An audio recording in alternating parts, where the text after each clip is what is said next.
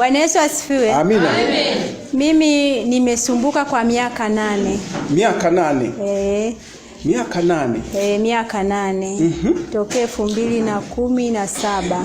2017. Nilikuwa naishi huko Ngudu, nikapata mwanaume nikaolewa nikaenda Tabora. Ulikuwa unaishi Ngudu, ukapata mwanaume ukaolewa ukahamia Tabora. Nikaenda kukaa kama mwaka mmoja. Ukakaa mwaka mmoja Tabora. Mwaka unaofuatia ndo nikaanza kuugua. Ukaanza kuugua kule Tabora. Nimeugua, nilianza chanzo ni tumbo. Tumbo liko linauma? Maana nilikuwa nanyonyesha, nilikuwa na mtoto. Hasa katika kutumia sasa nianze kutumia. Tatizo ndo lilianza hapo. Ndio. Lilianza kutoka damu nyingi, yani kama mtu amejifungua. Ulianza kutoka damu nyingi? Mfululizo. Kama mtu ambaye ametoka kujifungua au kama vile mimba imetoka. Amina. Niliendelea hivyo hivyo. Unasikia kule nyuma? Amina. Niliendelea hivyo hivyo. Nikakaa kwa baadaye kipindi anafariki Magufuli. Nilikuwa na mimba. Ilikuwa ya miezi 2. Nilikuwa nauza vitumbua siku moja, nikashangaa tumbo linauma. Katika kwenye mizunguko yangu nikarudi nyumbani naenda kupumzika, tumbo likaanza kuuma. Nikamwambia mume wangu, tumbo linauma, umefanyaje? Sijajua. Akaniambia apika, nikamwambia hata sijisikii kupika kwa leo. Naomba unisamee kwa hilo. Niliingia ndani nikalala. Nikaendelea hivyo hivyo. Ilipofika usiku saa 8. Kwanza kabla sijaanza kuumwa tumbo. Kuna ishara ilikuja, nikaonyeshwa kwenye ndoto kwamba nimepata ajali, nikaanguka, nilikuwa na baskeli nikachomwa na msumari kwenye sehemu za asili. Amina, watumishi wa Mungu. Amina.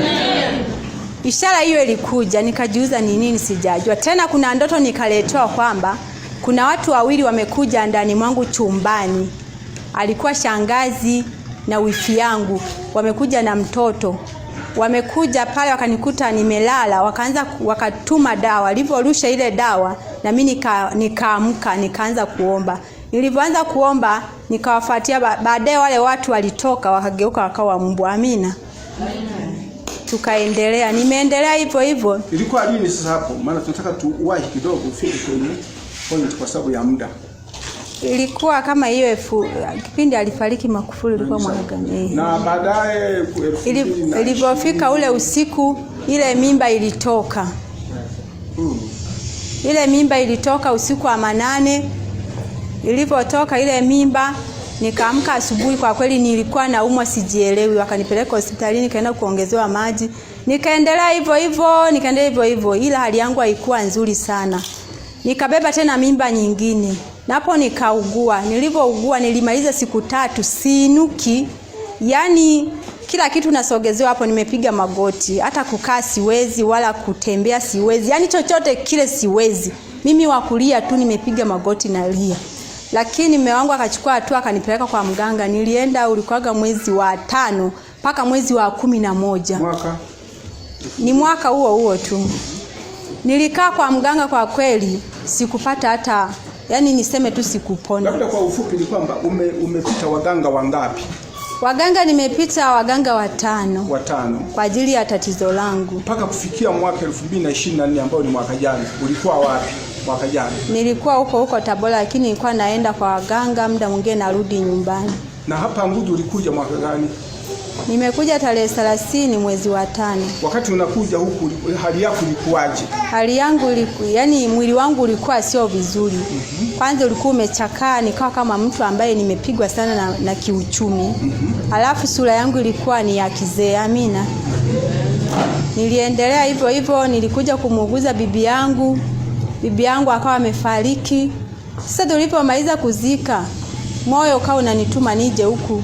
Maana nilikuwa nahangaika na teseka. Hata nyumbani huko nilipokuja nilikuwa naambia jamani, mimi nasumbuliwa. Labda nikuulize hivi. Baada ya bibi yako kufariki, nini kilitokea kwako? Bwana Yesu asifiwe. Amina. Baada ya bibi yangu kufariki, tulipomaliza kuzika, nakumbuka ilikuwa mida kama tulizika saa 8. Hiyo saa 8 tukarudi nyumbani. Nilikuwa najisikia vibaya. Nikaondoka pale kwenye tukio, nikaenda sehemu nyingine kwenda kupumzika. Kumbe nilikuwa naumwa hata yani kila mtu akinisemesha mdao nimeshabadilika, nimeshakuwa mkali. Kumbe nilikuwa sio mimi, kuna nguvu ambayo ilikuwa inanitumikisha. Amina. Niliendelea kuwa hivyo, ila moyo kanituma nije Ngudu. Nilikuja, kwa kweli ilikuwa saa 1, sielewi nakoenda. Watu wanavyonisemesha nimekuwa mkali, simu sipokei. Amina.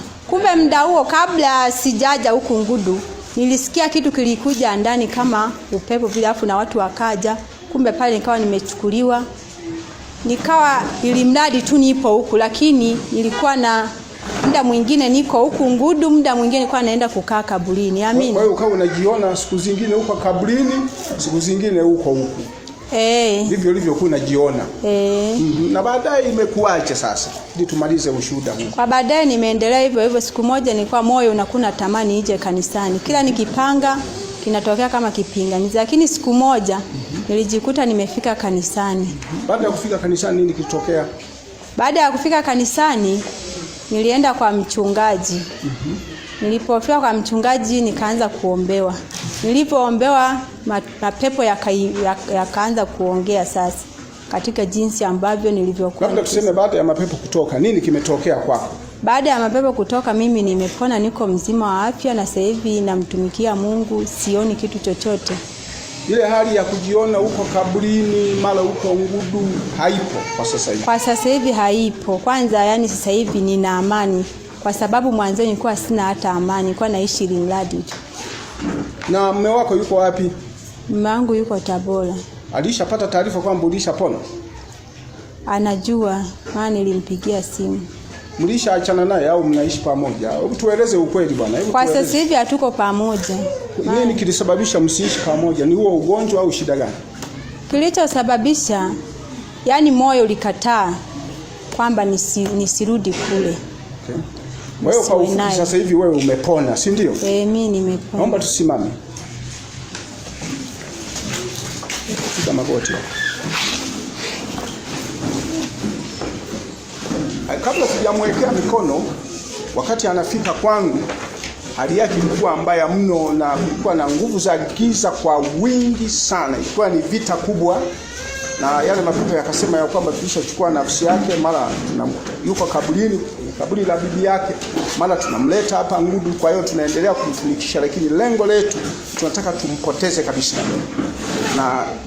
Na baada ya maombezi kama anavyojieleza yeye mwenyewe, sasa anajisikia amefunguliwa, na sasa elekeza mkono ili tuweze kuomba ulinzi juu yake. Bwana Yesu uliye mtakatifu, ninakushukuru kwa ajili ya huyu binti. Naomba sasa baraka zako zipate kuwa juu yake, mlinde na endelee kumfungua ili aweze pia kurudi kwa familia yake. Naomba haya kupitia jina la Yesu. Amina.